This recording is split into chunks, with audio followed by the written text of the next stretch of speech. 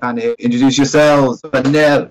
Yo, what's going on, people? Code. What the fuck is up? Bob Samurai. Hey, everybody. Shintai. What up, shitlords? Yeah, and Double Four. Everybody's a dick now.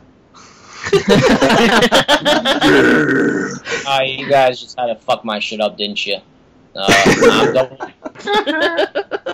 This is a discussion on feels, man. Those feels you get after you finish an anime. Specifically, the ending, how you feel after it ends. I want to start off with Code Geass because that is the most fucking emotional anime to me. That's the anime that I've gotten most emotionally invested in. Every time I watch it, I can't stop crying for at least 10 minutes. It's fucking ridiculous. It's not like I'm sad at the ending because we're not going to spoil any endings, by the way. We're just going to talk about how we feel after we watch them. I wasn't sad about the ending. I was like very, very mixed feelings, but they're all fucking awesome feelings because I just felt so fucking awesome after seeing that. Like what happened, but at the same time it's saddening because he did it. Oh man, and it's just a rush. It's a fucking rush of all these different emotions, and it kills me. It's the greatest fucking anime of all time. I went through a movie almost. I watched it within a week, right? The entire series, and it felt like an adventure, everything, you know, because at the end of the day, that's what it was. And when it ended, I felt like the ending couldn't have been done any better, but at the same time, I felt almost depressed that it ended, because it's like after going on for 60 episodes of such awesomeness, it's like it finally ends. And it ends in a way that, like, you really feel, but at the same time, it couldn't have ended any other way, and I think it was done really perfectly. But at the same time, I think anybody who loves Code Geass, just in general, would be really just kind of down out about the ending, because, I mean, it's just such an awesome series that just came to a close. Well, with stuff like that, I only get depressed because, I mean, stuff like NHK gets me depressed, not just any series ending, you know? Aw, dude, don't say that. I just finished that series. We'll save an NHK discussion for another time. I cried like a bitch in that series. Yeah. Damn. I can relate to some of it. That's when a series like knows when you either have like a close attachment to something like that. That's when you know like you're really attached to a series. For the win. NHK is fucking amazing. But it's beyond just like making you cry, because I cry over fucking anime all the time because I'm a little bitch. Just yeah, crying over that chaos. For me, whenever I watch a series that's really powerful, I either have one of two, like if I really like the series, I have one or two modes that I get into after the series is over. One is, what do I do with myself? The other is, where can I find more of this? I'm thinking I'll just reread all the parts. I mean, I don't care if it's the second time or third time or whatever time I'm going through it, but because they just show different stuff. And going back to Code Geass, though, I didn't really feel sad. I just generally felt for the story more than, you know, for the idea, for the character act, you know. Yeah, in the end of Code Geass, I remember because I was so shocked as fuck at that very shit. I didn't want to, you know, go into it, but I was shocked. And then when it all went down and the realization and everything, I just stood there like, holy fuck! I shed some fucking inspirational tears. I was just like inspired. I was amazed. I had just so many emotions rushing through me because I was just like, this is so fucking amazing, so sad, so well put together. Everything about it just all in one hit. How many anime do you know that like you love so much that fulfills your ending kind of, you know, expectations? Barely any. I've seen plenty of series, I love the shit out of them, but they ended disappointingly just because I expected so much from the series. Code Geass filled those expectations. Yeah, going back to what Bob was talking about, though, how you always like search out for more, you read the manga. It's always a huge treat when you read the manga, and it has those differences, so it's like, wow, you're not reading the same exact thing, and it's still really worth going through it a second time. That's what's so great about anime in general. I mean, you watch a TV series or a movie, or you play a video game, most of the time there's nothing else once you beat it. Mm-hmm. Well, most movies are based on books. Well, not all the time, but it is possible. No, not all the time. I'm just saying a lot of movies are based Shintai, not all the time! Actually, on the Code Geass topic, I felt a strong similarity between the ending of Metal Gear Solid 3 there. The whole salute part at the end, what happened with Big Boss.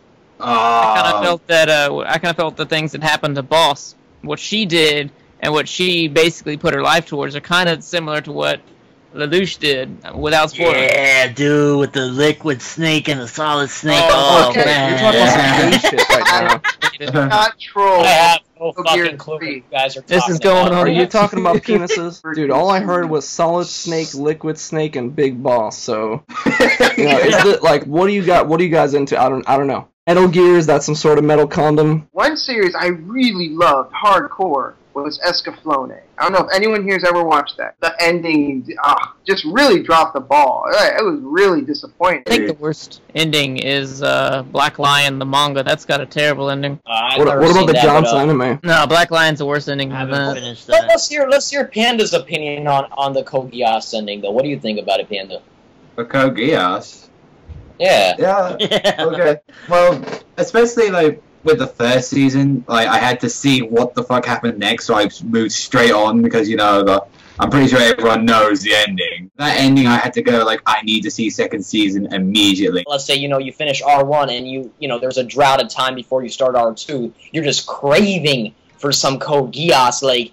I swear. Dude, how about the fucking first episode of R2 in the beginning where you're just like, what the fuck? Yeah, exactly. I was like that. I was like, what the fuck? Did I like miss? Yeah, I was like confused as fuck.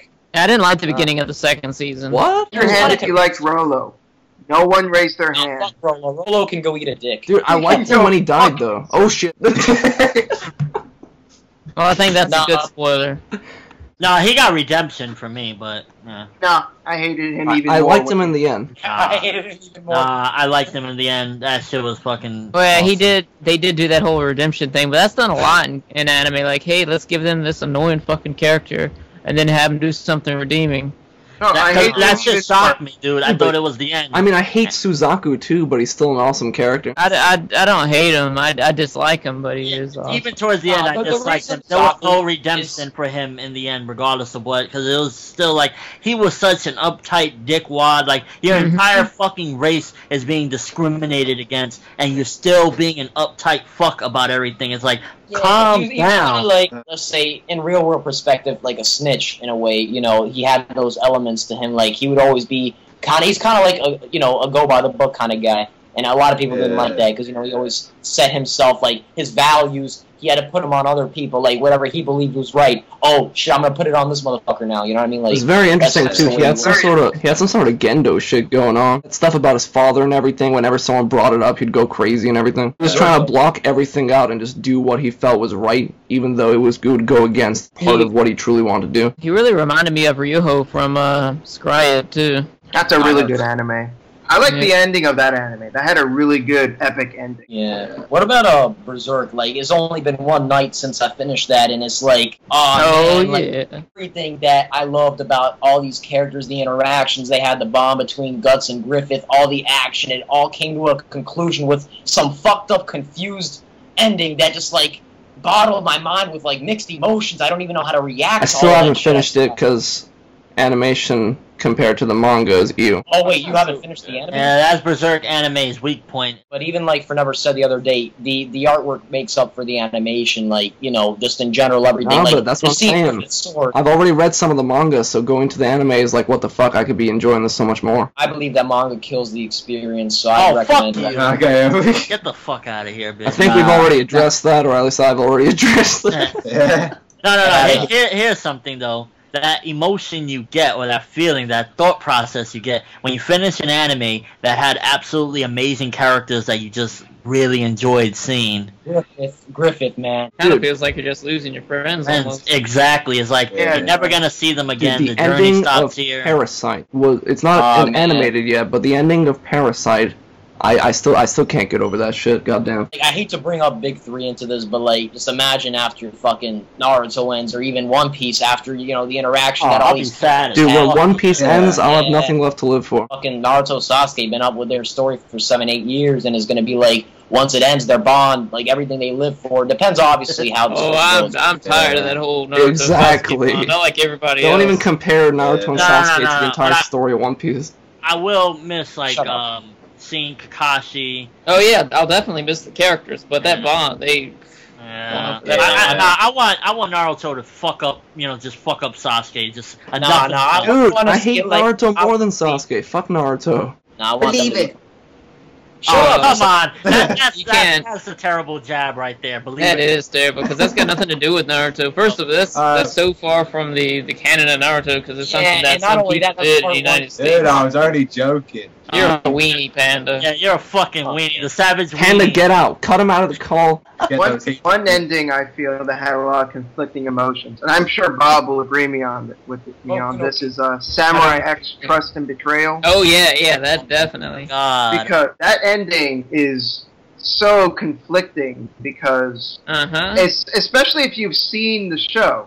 Yeah. Trust and Betrayal is basically a prequel, and you're watching the show, and Kenshin seems like kind of like a lighthearted, happy-go-lucky guy, but there's a darkness to him, and it comes from his past. So seeing his past in Trust and Betrayal, and seeing what happened to him, and then seeing the person that he becomes in Rurouni Kenshin, it's so there's so many emotions behind that. What about the ending of the original Full Metal Alchemist? Oh, yeah, that was... Oh, dude. I You mean thought- for the series?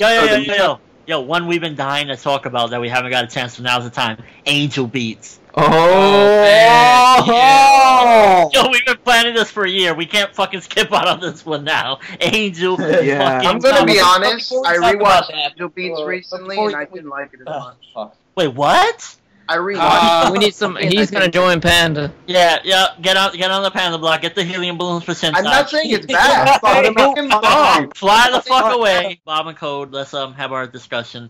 So Angel Beats. Yeah. Angel Beats, it's like, the great thing about Angel Beats, the ending of it, is that I kind of felt that it was starting to go downhill by the end of the series, because they started adding in so many different features, such as the monsters and whatnot that you see. But then, it's just like, I was getting this feeling, like, first of all, you got the monsters, second of all, you've got so many characters that you see the end of their story. Not going to try and spoil what happens or anything, but you see the end of the story, and it's just happening so rapidly, so I'm expecting to have a bad ending here, and then you have the ending, where you find out all this stuff, and it just hits you like a sack of bricks. Ah, dude, Yeah. especially that begging. And if you know what I'm Oh, talking yeah. Well, yeah, but for me, the begging was, that was another part to it, but for me, the biggest parts were, first of all, finding out the story, like, the connection between the two of them, and then finding out, like, whatever happens after that, and then, that part adds to it. That final episode, really got the waterworks going with. No. It's so amazing that I was able to, in 13 episodes, make you so attached to the characters, and it literally just had me fucking crying nonstop. Like, god damn, it was just such an amazing series in such a short amount of time, and I love the progression of it, because when it starts off, it's a mix of, it had some sadness, but overall, it was more comedy-oriented, and it had some fun action as well, and then as it moves on, you get more and more towards the sad, and then that ending is just like, fucking crushes my heart, man. I've got one here that only a few people in the call know, mainly Shintai and Code. The ending of the manga, to Welcome to the NHK. Yeah. Hey. Of course, no Yeah. spoilers. Please. No spoilers. spoilers. But, like, you can't really say if it's good or bad, because that'll kind of spoil it. Yeah, I but just it was reread such it a- too. No, all I would say, at the end of it, it filled me with hope.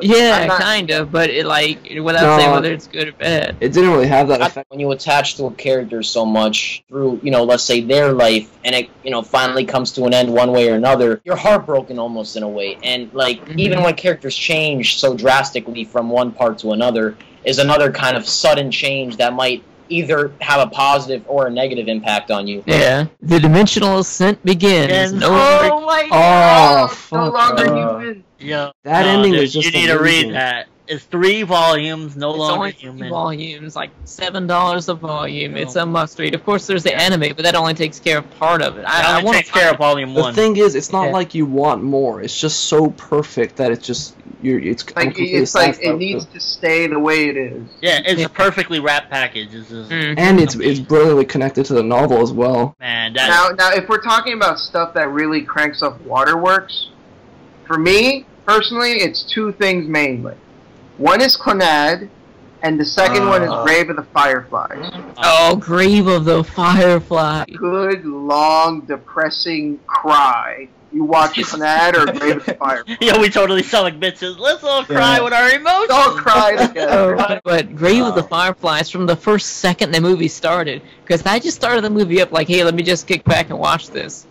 And then That's not the a first movie you second, kick no, back. it's not. It's not. From the first second, you basically see the character dying, and the way that it's happening is just like, holy shit. I was on the edge of the seat since the first second, and then I just got up, and especially read more about the movie, about how it's tied up to, you know, real life events, because you remember the part in the hospital where he's like screaming about his sister, like, oh, it's just malnutrition, you get her some food. He's like, where the fuck am I supposed to get food? The person behind him in line was the co-assistant person who created Miyazaki films. So it's really interesting how it ties in, because the animator there knew the guy, but of course he survived. The guy didn't die like in the anime. I mean, it's not really a spoiler because you see it in the first second. I want to talk about what I just finished. Fucking Blade of the Immortal. Not anything specific, but I've just been following the series for so long, and then when it ended, I'm like, fuck. This is one of the ones where I wish there was more, because it's just so amazing, but at the same time, he's been working on it for like 18 years, so he needs to stop. I felt like that almost in a way with Claymore. Like, after watching it, I felt like, you know, I wanted more and everything, because, I mean, it ended off with, you know, a story that actually had nothing pertaining to the manga. I will say kinda that the manga does get worse, so they ended it off, like, pretty well. Well, No, but there was some stuff you said after the anime that blows your mind. At least It we could blows end your off mind, there. but then after the mind blow, it doesn't follow up. It's like, Well, we could have gone up to that. so they would have to continue and then disappear. The greatest stories always leave you wanting more. Yeah. Shintai just brought up a great point. Fate, stay, night. Now, people give this one flack, and I don't give a fuck about those people. Fuck that. Stay night. Like, that ending, like, it maybe impacted me slightly different from others, because some people, they weren't that fond of it. Me, personally, I absolutely loved Saber as a character. I just thought she was, like, the freaking perfect female anime character that you could possibly make. Waifu. Ultimate waifu right there. Waifu material to the max. And when that shit ended, just to see that shit, it just really was a slap that life is not fair. You can't always get what you want. And I was just like, fucking hell. Yeah, that was a sad ass ending. But man, I don't want to drag this one on too long. I think this was an amazing discussion, though. Well, first of all, you've probably already creeped a lot of people out, because earlier you said in 20 minutes you're going to climax, and probably the video's 20 minutes, so you got some people in the comments that are watching that at the time, seeing how the video's like 25 minutes long. They're like, I hope he mutes his fucking mic. That's all. This is something that we could talk about endlessly. We could make more videos about this, just because there's so many different anime series. If you bring up one, you can bring up 5. Different, because we can't even talk about the contents of it much. We're just like, oh man, oh god, yeah. People that are watching the video, they can relate to this. Let's ask the final question. You guys, Let let us know. No. What emotion do you guys get when you finish an anime, whether it be a sad anime, comedic anime, and what are your favorite endings? Favorite endings. Peace, y'all.